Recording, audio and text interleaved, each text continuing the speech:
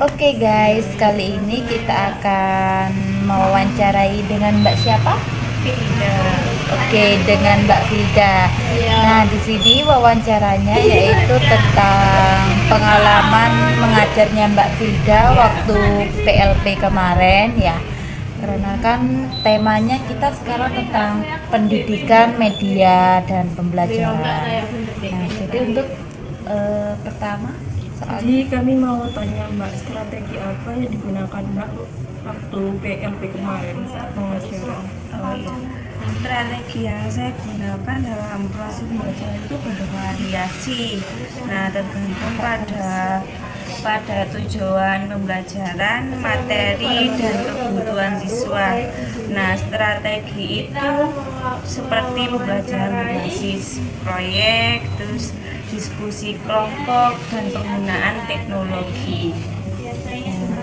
Selain strategi kan biasanya ada media yang digunakan saat pembelajaran. Itu apa saja kalau Mbak Frida yang pakai? Oh iya.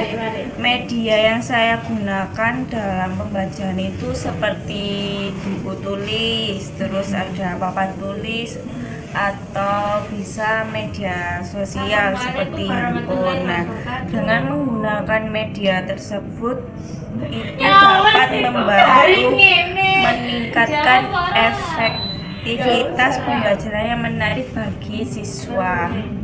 Nah, kan biasanya kan kalau di dalam kelas tuh ada mahasiswa. Maaf, siswa maksudnya. Kan ada siswa yang aktif sama enggak. Nah, Iya. bagaimana cara Mbak sebagai guru untuk menyikapi siswa yang tidak aktif? Oh iya. Cara saya untuk menanggapi siswa yang tidak aktif ya. Yang pertama saya akan menggunakan teknik pembelajaran yang berbeda untuk menarik perhatian siswa dan menggunakan teknologi untuk memfasilitasi partisipasi siswa. Udah itu aja Iya. kan. Berarti kalau kayak misal menggunakan game-game gitu enggak kalau enggak? Bisa game. Kemarin saya menggunakan game ular tangga.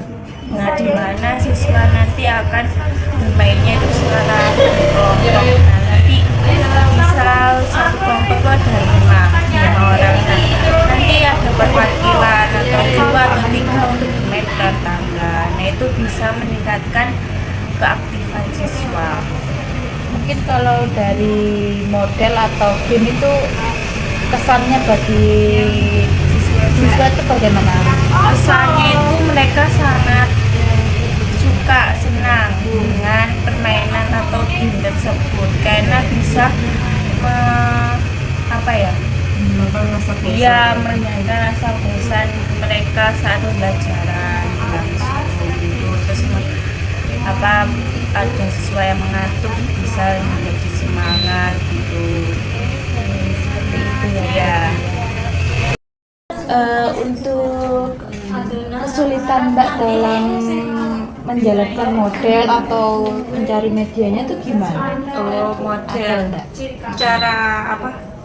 Iya, Kesulitannya. Itu kesulitannya dalam model itu banyak anak yang kurang berpartisipasi meskipun modelnya itu menarik itu. Terus ada juga yang katanya ada yang bilang kok modelnya Bu kayak cuma gini aja Monoton. ya bosan gitu. Cuma gitu aja sih. Seperti itu. Untuk cara menanggapinya gimana terus Mbak? Cara Iya, biar menanggapinya gak bosan gitu. saya akan membuat model yang baru, permainan baru gitu biar siswa itu bisa berpartisipasi aktif dalam pembelajaran tersebut. Jadi banyak menggunakan Iya, model yang bervariasi iya, ya, atau biar tidak bosan. Bisa diselingi dengan game-game. Oke. kasih ya Mbak Filda ya.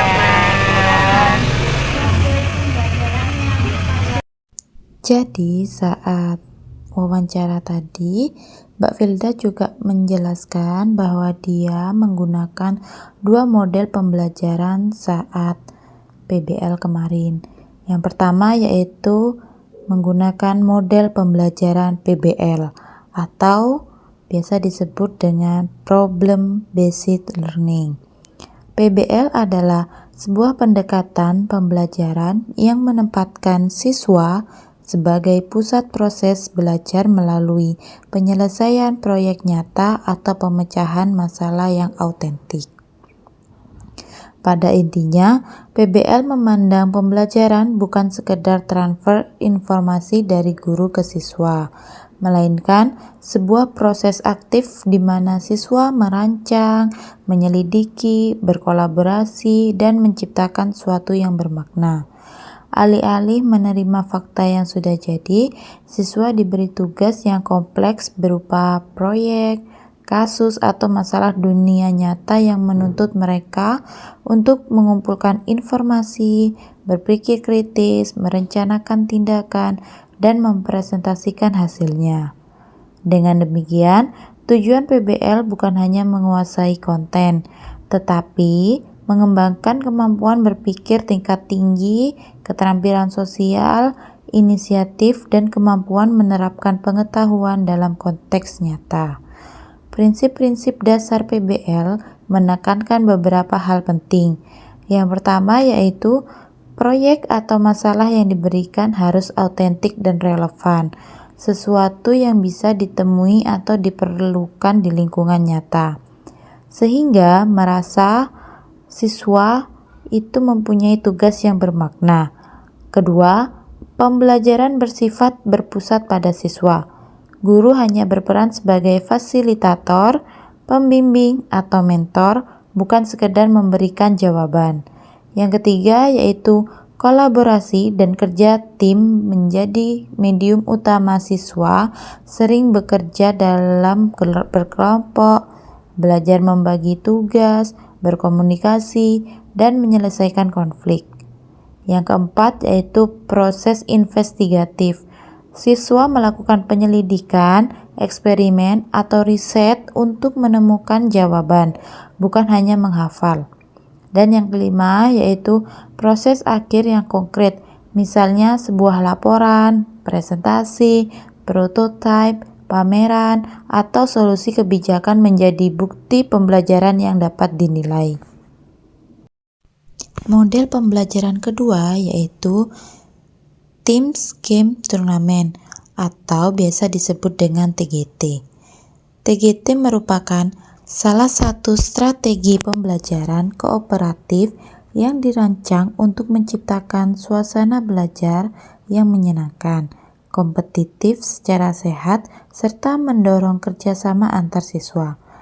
Model ini pertama kali dikembangkan oleh Robert Salvin dan timnya di Johns Hopkins University sebagai bagian dari variasi pembelajaran kooperatif yang menekankan kombinasi antara kerja kelompok, permainan pembelajaran, dan turnamen akademik.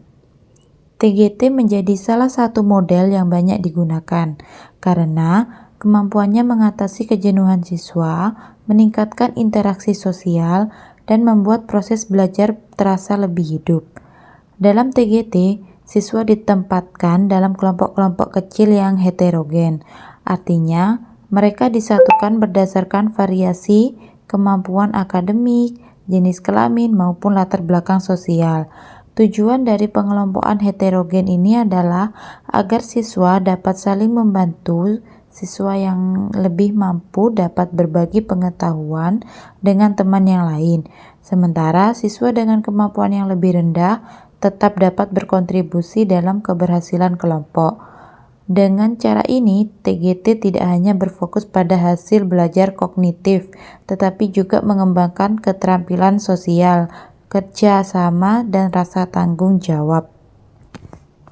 Jadi itu adalah sedikit penjelasan mengenai dua model pembelajaran yang telah dilakukan oleh Mbak Filda saat PLP.